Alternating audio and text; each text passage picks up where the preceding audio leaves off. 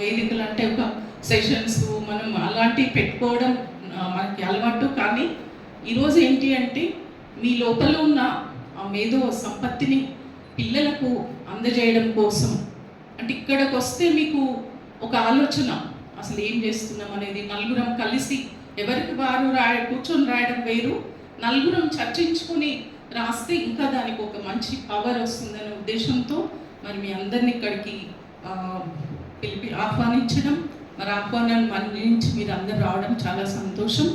మరి సిజిఆర్ అనే సంస్థ 2010లో ప్రారంభించబడింది సార్. అది పర్యావరణ పరిరక్షణ కోసం ఏదైనా అంటే మామూలుగా మీరు గమనిస్తే మనం ఈ భూమిపైకి వచ్చి మళ్ళీ తిరిగి వెళ్ళే వరకు చాలా మటుకు అన్ని రుణాలు తీర్చుకోవడానికి ప్రయత్నం చేస్తూ ఉంటాం.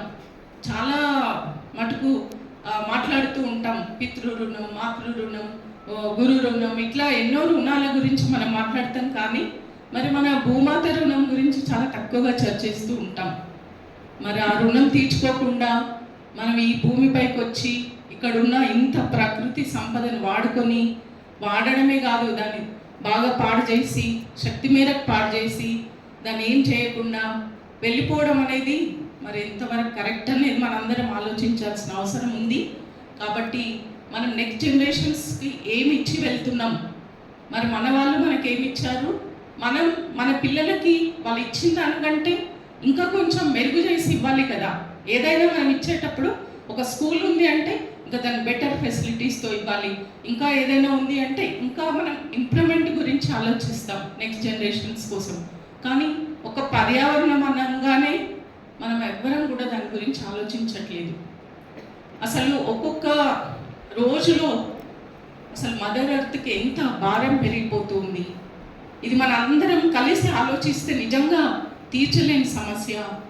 లోపం ఎక్కడుంది, అసలు పిల్లల ఫ్యూచర్ ఏంటి, మనం ప్రయాణిస్తున్న దారి కరెక్టేనా, ఇవన్నీ కూడా మనం అందరం మనకి మనం క్వశ్చన్ వేసుకోవాలి. ఎవరికో ఎదుటి వారికి వేయడం కాదు, మనకి మనం క్వశ్చన్ వేసుకుంటే మనకు తప్పనిసరిగా ఒక ఆన్సర్ దొరుకుతుంది. ఆ ఆన్సర్ వెతికే క్రమంలో మన జీవన ప్రయాణం ముందుకెళ్తే తప్పనిసరిగా ఈ ప్రకృతి బాగుంటుంది, మన వచ్చే తరాలు బాగుంటాయి. మేము ఇటీవల సిక్కిం అనే ఒక రాష్ట్రాన్ని సందర్శించడం జరిగింది.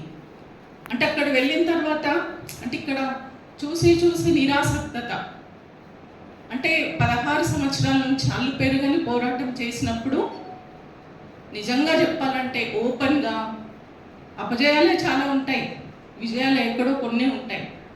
మన లైఫ్లో కూడా అంతే, కష్టాలు అనేవి ఎప్పుడు రోజు ఉంటాయి లేవంగానే, సుఖాలు అనేవి ఏదో ఇట్లా మనకు లైట్ వస్తుంది కదా, థండర్స్ వచ్చినట్టు వచ్చిపోతూ ఉంటాయి.